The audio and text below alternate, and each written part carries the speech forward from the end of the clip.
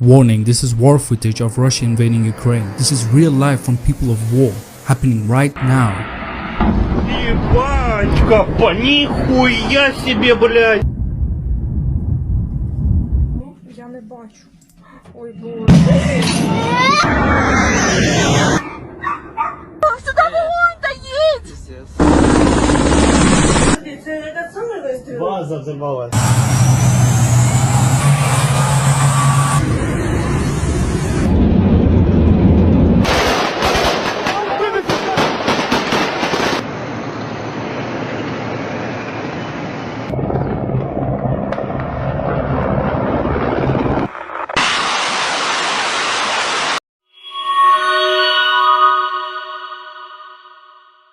Hello friends, स्वागत है आपका अपना channel toppers all in one में।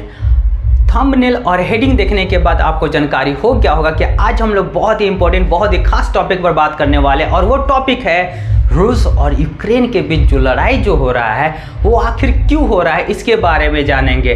सबसे पहला बात जान लीजिए कि आखिर क्यों लड़ाई हो रहा है। जब दो को आपस में बच्चा लोग जो लड़ाई करता है तो उसके पीछे भी कुछ ना कुछ कारण रहता है। एकदम छोटा छोटा बचवा जो रहता है लड़ाई करता है, बोलता है कि मेरा चॉकलेट खा लिया, ये बोलता है कि नहीं मेरा पहले छीन लिया था, हमको मारा था इसलिए हम छीन लिए थे उसको। मतलब कुछ ना कुछ कारण रहता है। चाहे आप देखते होंगे जो क्रिकेट में जो बच्चा लोग खेलते रहता है, बोलता है कि नहीं यहाँ पर बाउंड्री गेबे नहीं किया है तो इसलिए लड़ाई करेगा, रन ले लिया है। अब इसके कारण क्या होता है, खेल खेल में भी लड़ाई कर लेता है। तो अब यहाँ पर देखिए जो देश जो है आपस में लड़ रहा होगा तो बिना कुछ कारण का, बिना कुछ मतलब का ऐसा तो हो नहीं सकता है कि बिना मतलब का लड़ाई करे। तो आखिर वो क्या मतलब है, आखिर वो क्या कारण है जिसके कारण ये रूस और यूक्रेन इतना बड़ा लड़ाई लड़ने के लिए तैयार हो जा रहे हैं और सभी देश देखते रह जा रहे हैं। आखिर ऐसा क्या कारण है, तो इसके बारे में जानेंगे।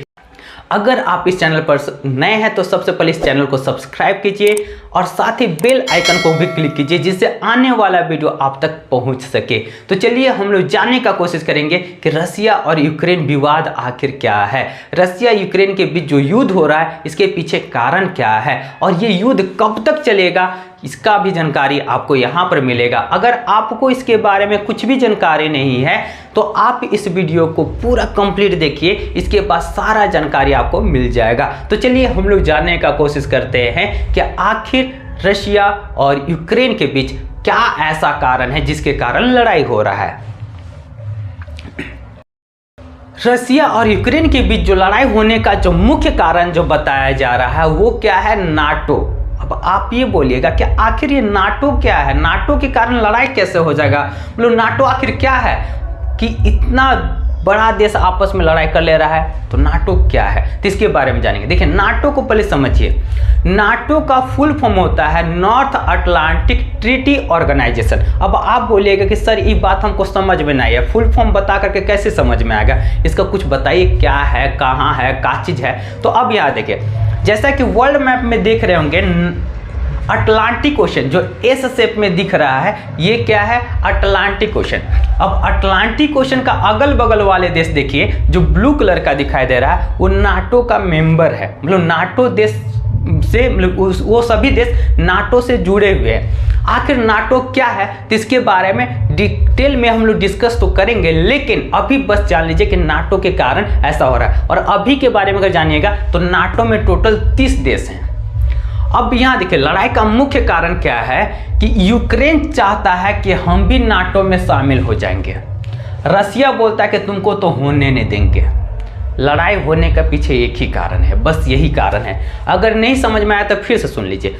यूक्रेन का बोल रहा है ना, यूक्रेन बोल रहा है कि हम नाटो में हम शामिल होंगे, रसिया बोल रहा है कि तुमको डर नहीं लगता है, हम तुमको होने ही नहीं देंगे, अगर हुआ तो देख लो बाबू क्या हो रहा है। तो इसी के कारण अब आपके मन में आ रहा होगा कि जब ये यूक्रेन जब होना चाह रहा है तो इसको क्या उतना दिक्कत हो रहा है, रसिया को इतना क्यों प्रॉब्लम हो रहा है, ये होना चाह रहा है, होने दो। तो इसके पीछे कारण क्या है कि देखिए नाटो का मेन काम देखिए ये होता है कि अगर कोई देश नाटो का संगठन से जुड़ा हुआ है यानी कि नाटो का मेंबर है, अब इसका मेन काम देखिए क्या होता है। मान लेते हैं कि यहाँ पर देखिए ब्राजील है, अब ब्राजील का एक बार मूड बमक गया कि बोलता है कि जाकर अमेरिका को तबाह कर देंगे, पूरा एकदम एटम बम यहाँ पर फेंकना शुरू कर देता है सारा कुछ। तो क्या होता, सिर्फ अमेरिका इसको धोने नहीं आएगा, तीसों देश मिल करके इसको धोने आएगा। नहीं समझ में आया? अब सीधा समझिए, देखिए क्या होता है, नाटो एक गैंग है, सीधा समझिए आप लोग। नाटो क्या है? एक गैंग है। जैसे क्या होता है, किसी एक वो आदमी को मारता है ना तो पूरा गैंग लेकर के आता, दम धड़ाम धड़ीम देता, मारता है। तो सेम वही काम क्या है, नाटो ग्रुप का है। ठीक है, मतलब 30 गो देश है, अगर 30 देश में कोई भी दूसरा देश अटैक कर दिया तो 30 मिल के इसको जम के धुनेगा। यही नाटो का काम है। अब आप लोग बोल रहे कि अच्छा नाटो का काम ये है, अब तो समझ में आ गया होगा। अब आपके मन में आ रहा होगा कि आखिर जब यूक्रेन बनना चाह रहा था इसको पीछे क्यों पड़ा हुआ है? तो इसके पीछे कारण क्या है, देखिए समझिए। रसिया का पूरा जो दुश्मन जो है, कट्टर दुश्मन है अमेरिका। अमेरिका का दुश्मन रसिया। अगर यूक्रेन जो रहता है नाटो का मेंबर बन जाएगा तो यहाँ के सैनिक यहाँ भी जाकर रहेंगे। जब यूक्रेन जब इसका मेंबर बन जाएगा तो यहाँ के सैनिक जब यहाँ पर रहेंगे तो क्या होता है, यूक्रेन का बॉर्डर से मात्र 650 किलोमीटर दूर ही मॉस्को है, जो कि रसिया का कैपिटल है। अब वहाँ पर आसानी से हमला किया जा सकता है। अब आप बोलिएगा तो और भी तो देश अगल बगल देश में है, यहाँ पर है। तो देखिए अगर यहाँ पर देखिए अगल बगल देश जो भी यहाँ पर दिख रहा है रसिया के बगल में, वो सब नाटो का मेंबर है, लेकिन यूक्रेन अभी मेंबर नहीं है। अब यही रसिया चाह रहा है कि यूक्रेन मेंबर ना बने। आखिर ऐसा क्या कारण है कि यूक्रेन को मेंबर बनने नहीं दिया जा रहा है? तो अब इसके पीछे थोड़ा सा इतिहास पढ़ लीजिए। इतिहास ये था, एकदम शॉर्ट में समझाया जाएगा, ज़्यादा लंबा वीडियो नहीं रहेगा। आप एक बार देख लीजिए, पूरा कंप्लीट देख लीजिए, आपको पूरा सारा डिटेल पता चल जाएगा। तो देखिए यहाँ पर कारण क्या है, इसमें देखिए क्या बताएगा। 1917 का बात है, जब वहाँ पर रसिया में क्रांति किया जा रहा था, क्रांति हुआ था। 1917 में रसिया में क्रांति हुआ था, जिसमें कि यूक्रेन देश जो रहता है अपने आप को क्या बोलता है कि हम स्वतंत्र देश है। इससे पहले रसिया और यूक्रेन आपस में ही हुआ करता था। रसिया का जो राजा रहता था ना, सभी पर यहाँ पर कब्जा किया हुआ था। तो 1917 का रिवॉल्यूशन के बाद क्या होता है, यूक्रेन बोलता है कि हम अब स्वतंत्र देश रहेंगे। मात्र 3 साल ही यूक्रेन स्वतंत्र देश रह पाता है, लेकिन बाद में उसको क्या करना पड़ता है, यूएसएसआर नाम सुने होंगे, ठीक है। तो यूएसएसआर का ये मेंबर बन जाता है। मतलब फिर से क्या होता है, रसिया के साथ इसमें मेंबर रहता है। अब यहाँ पर देखिए जो अभी फोटो दिख रहा है यूएसएसआर का दिख रहा है, यहाँ पर दिख रहा है। अब देखिए यूएसएसआर जो रहता है ये कब तक चलता है, 1991 तक चलता है। और 1991 में रसिया से 15 ऐसे देश रहते हैं, 15 ऐसे देश रहते हैं जो कि रसिया से अलग हो जाते हैं। अब यहाँ पर देखिए जो रसिया से जो अलग हुआ है वो कौन कौन सा देश है, इसके बारे में अगर चर्चा करेंगे तो बहुत ही लंबा वीडियो हो जाएगा। इसके बारे में किसी और वीडियो में बताया जाएगा कि आखिर क्या कारण था कि अलग हो गया था और कौन कौन सा देश था। अभी हम लोग मेन टॉपिक पर आते हैं, यूक्रेन और रसिया के बीच में। यूक्रेन और रसिया, तो देखिए 15 जब देश अलग हुआ था तो सबसे बड़ा देश जो पावरफुल देश था वो तो रसिया था ही, लेकिन दूसरा सबसे पावरफुल अगर देश था 15 में से तो कौन था, वो यूक्रेन था। अब यूक्रेन में देखिए क्या होता है, जब यूएसएसआर का मेंबर था तो रसिया जो रहता है इस पर बहुत ही ज़्यादा इन्वेस्ट करता है। अब यहाँ पर बहुत सारा इंडस्ट्री रहता है। अब हेलीकॉप्टर बनाना है तो उसके लिए इंडस्ट्री यहीं पर लगाया गया था, फाइटर प्लेन का भी इंडस्ट्री यहीं पर था, युद्धपोत का भी इंडस्ट्री यहीं पर था। और यहाँ पर क्या होता है, गैस, बहुत सारा नेचुरल गैस का यहाँ भंडार था, है अभी भी है। तो ये सब है। तो अब यहाँ पर देखिए अब तो समझ में आ गया कि बहुत ही ज़्यादा यहाँ पर इन्वेस्टमेंट कर दिया था। अब आप समझिए कि अगर कुछ भी एक ऐसा खास चीज़, ठीक है, आपसे जब दूर हो जाएगा तो आप क्या जाने दीजिएगा, आप कभी नहीं चाहिए कि इन्हें दूर होने देंगे, ठीक है। तो यही कारण रहता है। अब ये क्या होता है, सिर्फ दूर नहीं हो रहा है, ये सिर्फ दूर नहीं हो रहा है तो दुश्मन के जाके गोद में जाके बैठ रहा है और रसिया देखते रहेगा, ऐसा तो होने नहीं देगा, ये रसिया भी नहीं होने देगा। तो यही मेन लड़ाई का मुख्य कारण है। अब आपको समझ में आ गया होगा कि आखिर क्या कारण है। अब इसका देखिए लड़ाई जो है ना, सिर्फ अभी लड़ा जा रहा है ऐसा नहीं है, 2014 का बात समझिए। देखिए यूक्रेन का जस्ट नीचे देखिए क्रीमिया है, क्रीमिया। तो क्रीमिया पर क्या था, 2014 में ऐसी अटैक किया था और इस पर कब्जा कर लिया है, ठीक है, क्रीमिया पर। और यहाँ पर देखिए क्या होता है, डोनेस्क और लोहांस्क, ठीक है, एक 2 शहर है। अब यहाँ पर क्या करता है, यहाँ के लोगों यूक्रेन के खिलाफ ही बगावत करवा देता है। रसिया जो है ना थोड़ा दिमाग से काम किया है। देखिए यहाँ पर दोनों जो शहर जो दिख रहा है, यहाँ पर लोगों को क्या बोल दिया गया है कि नहीं तुम लोग इसके खिलाफ हो जाओ। तो अब यहाँ पर देखिए नियम क्या है, अकॉर्डिंग टू द रूल, अगर कोई देश कि लोग अगर चाहते हैं कि नहीं हम इस देश के साथ नहीं रहना चाहते हैं, हम लोग का अपना अलग देश रहना चाहिए, तो क्या होता है, तो दूसरा देश जो रहेगा यूनाइटेड नेशन का जो देश रहेगा, तो वो क्या होता है मदद करने के लिए अपना सैनिक को भेज सकता है। अब तो बात समझ में आ गया। तो आप बोलिएगा कि नहीं इसका कुछ एग्जाम्पल है, कुछ एग्जाम्पल दीजिए। तो देखिए इसका ढेरों एग्जाम्पल है। जैसे अमेरिका देखिए इराक में अपना सैनिक को भेजा था, अमेरिका अफगानिस्तान में भी अपना सैनिक को भेजा था, सीरिया में, नॉर्थ कोरिया में, बहुत जगह ऐसा भेजा था। तो अब ये तो समझ में आ गया। तो उसी प्रकार से रसिया जो है यहाँ पर भी सैनिक भेजा कि नहीं यहाँ के लोग चाहते हैं कि हम इसके साथ नहीं रहेंगे। तो अब यहाँ पर बात ये आ गया कि ऐसा ऐसा तो हो रहा है। अब देखिए रसिया दिमाग के साथ कैसे खेला है, तो इसके बारे में देखिए 2014 में ये क्रीमिया पर तो कब्जा कर ही लिया है, और डोनेट्स्क और लुगांस्क देखिए जो दो शहर है यहाँ पर, यहाँ के लोगों को क्या कर दिया गया, भड़का दिया। किसके खिलाफ, तो यूक्रेन के खिलाफ भड़का दिया है। अब आप समझ लीजिए कि आखिर अब आगे कैसे हो दिया। अब यहाँ देखिए यूक्रेन और रसिया के बीच जो बॉर्डर है तो 450 किलोमीटर का बॉर्डर है, और इस बॉर्डर पर रसिया जो है अपना 1.25 लाख सैनिक को यहाँ पर दम घेरा लगा के यहाँ पर रख दिया है कि नहीं तुम लोग यहाँ से हिलना नहीं है।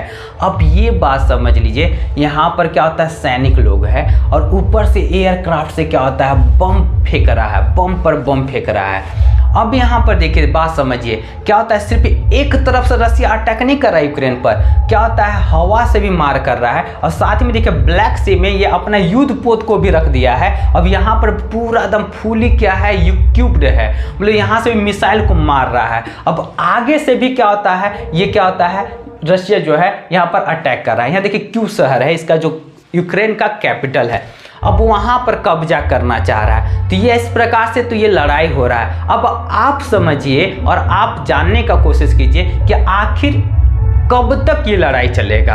आपके मन में भी आ रहा होगा कि ये लड़ाई कब तक चलेगा। तो देखिए ये लड़ाई जो हो सकता है इसका पॉसिबिलिटी 5 प्रकार से हो सकता है। देखिए कैसे कैसे हो सकता है, क्या क्या हो सकता है संभावना, तो इसके बारे में देखिए समझिए। सबसे पहला रसिया चाहेगा कि जल्दी जल्दी लड़ाई करे, ठीक है, एकदम पूरा एक ही बार एकदम पूरा चारों तरफ से अटैक करे, जैसा कि दिख रहा है कि ऐसा करना भी चाह रहा है। तो जल्दी जल्दी अटैक करे और क्यू जो शहर जो है उस पर कब्जा कर ले। पहला संभावना, जब क्यू पर जब अटैक करके यहाँ पर जब कब्जा कर लेगा, मतलब राजधानी पर ही कब्जा कर लेगा, तो यूक्रेन जो रहता है फिर आगे कुछ नहीं कर सकता है। पहला संभावना ये हुआ। दूसरा ये संभावना हो सकता है कि रसिया जो रहे लंबा लड़ाई लड़े। जब लंबा लड़ाई लड़ेगा तो रसिया को खुद बहुत ही ज़्यादा नुकसान होने वाला है, बहुत ज़्यादा नुकसान हो जाएगा, जबकि कभी ऐसा रसिया चाहेगा भी नहीं। इसीलिए क्या होता है अपना हमला को भी तेज। एक संभावना ये भी है कि अगर यूक्रेन का प्रेसिडेंट का हत्या कर दिया जाएगा, मतलब व्लादिमीर जेलेंस्की को अगर मार दिया जाएगा, अगर इन लोग मारने में सफल हो जाएगा, तो भी ये क्या होता है लड़ाई खत्म हो जाएगा, क्योंकि इस पर तब तक कब्जा कर जाएगा। एक संभावना ये भी है कि यहाँ पर रसिया का ही प्रेसिडेंट का हत्या कर दिया जाए, मतलब पुतिन को ही मार दिया जाए। व्लादिमीर पुतिन को अगर मार दिया जाएगा फिर भी क्या होता है इसका सरकार गिर जाएगा, तो भी क्या होता है लड़ाई खत्म हो जाएगा। तो ये सब है। या तो एक और ऐसा है कि दोनों आपस में बैठे विचार विमर्श करे और बातचीत से ही क्या होता है कोई भी फैसला निकाल ले, तब लड़ाई ये बंद हो सकता है। तो आपको समझ में आ गया होगा कि लड़ाई कैसे समाप्त हो सकता है। अब यहाँ पर बात आ रहा है कि अगर जब आपस में लड़ाई कर रहे हैं, जब ये नाटो का मेंबर बनना चाह रहा है, तो बाकी देश इसका मदद क्यों नहीं कर रहे हैं? नाटो का मेंबर के लोग क्यों नहीं मदद कर रहे हैं? तो नियम के अनुसार से क्या होगा, जो नाटो का मेंबर रहेगा वही क्या कर सकता है, इसका मदद करेगा। लेकिन फिर भी देखिए क्या होता है, फ्रांस हो गया, अमेरिका हो गया, और भी बहुत सारे ऐसे देश हैं जो कि क्या होता है यूक्रेन का मदद कर रहे हैं। अमेरिका तो और ज्यादा मदद भी कर रहा है, सैनिकों ने भी भेज दिया है, ठीक है, ये मदद कर रहा है। लेकिन यहाँ पर इन लोग का भी समस्या है, जैसे फ्रांस, इंग्लैंड, ये सब जो बाकी जर्मनी, इटली जो है, ये सब समर्थन तो करना चाह रहे हैं, लेकिन ये लोग काम मतलब समर्थक नहीं कर पा रहे हैं। आखिर इसके पीछे कारण क्या है? तो देखिए रसिया से इन लोगों को मतलब यूरोपियन कंट्री को लगभग जितना भी यहाँ पर गैस का यूज होता है, नेचुरल गैस का लोग यूज करते हैं, उसका 33%, 1/3 भाग 33% रसिया इन लोग को गैस देता है। जब इसका दुश्मन को इन लोग साथ देगा तो इन्हें ये बोलेगा कि हम तुमको देने जाएंगे, कभी नहीं देने जाएगा। तो क्या होता है, अगर ये गैस को का जो एक्सपोर्ट करता है अगर वो बंद कर देगा तो इन लोग के पास बिजली रहेगा ही नहीं, पूरा क्राइसिस आ जाएगा। ठीक है, तो इसके कारण से इन लोग पूरा खुल के साथ नहीं दे पा रहे हैं। अब यहाँ पर देखिए, अगर ये भी जान लीजिए कि भारत क्या क्या रवैया है, भारत किसके साथ है, यूक्रेन के साथ है या रसिया के साथ है। तो भारत का अगर स्टैंड देखा जाए तो भारत जो है न यूक्रेन के साथ है न रसिया के साथ है। अब आप बोले तो किसी के साथ तो रहना चाहिए ना। देखिए, भारत जानबूझकर किसी के साथ खुल करके सामने नहीं आ रहा है, क्योंकि भारत का जो बाद में भविष्य में अगर देखा जाए जरूरत जो है सबसे पड़ेगा। अभी रसिया से अगर देखा जाए तो 55% जो हथियार जो रहता है रसिया इसको बेचता है, भारत को बेचता है। अब क्या होता है, यूक्रेन के साथ भी क्या होता है, बहुत सारा व्यापार किया जाता है। और साथ ही साथ पिछला 10 साल में अगर देखा जाए तो अमेरिका और भारत के बीच जो संबंध जो है बहुत ही बढ़ा है, बहुत ही अच्छा रहा है। मतलब भारत और अमेरिका के बीच में भी बहुत ही अच्छे से बिजनेस आगे बढ़ रहा है, हो रहा है। ठीक है, तो ये सब बात हो रहा है। तो ये सब किसी के साथ भारत ने है। यूनाइटेड नेशन में जब नेशनल असेंबली में जब ये प्रस्ताव लाया गया कि कौन देश किसके साथ रहेगा, तो खुल के साथ दिया है चाइना, किसका, रूस का, कि हम तुम्हारे साथ हैं। लेकिन अब यहाँ पर देखिए क्या होता है, बहुत सारा देश दे दिया, किसका, यूक्रेन का। भारत वोटे नहीं दिया, बोला कि हम वोट देंगे ही नहीं। ठीक है, तो ये भी ठीक किया है, एक तरह से कहा जाए तो ठीक किया है। तो भारत का स्टैंड ये है। अब आपको ये समझ में आ गया होगा कि जो रसिया और यूक्रेन के बीच जो है जो लड़ाई जो हो रहा है क्यों हो रहा है। अगर इसमें और देखा जाए तो सबसे अगर कौन भारी पड़ रहा है, यूक्रेन भारी पड़ रहा है कि रसिया भारी पड़ रहा है, तो इसमें साफ देखा जा सकता है कि रसिया भारी पड़ रहा है। हर मामले में रसिया जो है आगे है, किससे, यूक्रेन से। लेकिन अगर नाटो के सभी देश इसका साथ दे दे तो रसिया कुछ भी नहीं कर पाएगा। लेकिन ऐसा सोच समझ के किया गया है कि उसको बनने से पहले अभी जो कुछ भी करना चाह रहा है, इसलिए ऐसा रसिया कर ले रहा है। आशा करते हैं कि आपको रसिया और यूक्रेन के बीच में जो युद्ध हो रहा है वो समझ में आ गया कि आखिर क्यों हो रहा है, इसका क्या प्रभाव हो सकता है, ये लड़ाई कब तक चलेगा। अगर आप इस चैनल पर नए हैं तो सबसे पहले इस चैनल को सब्सक्राइब कीजिए, साथ ही बेल आइकन को क्लिक कीजिए। अगर आप ये सेशन आपको अच्छा लगा हो तो आप जरूर लाइक कीजिए, साथ ही अपने दोस्तों के साथ शेयर भी कीजिए। तब तक के लिए मिलते हैं अगले वीडियो में, तब तक के लिए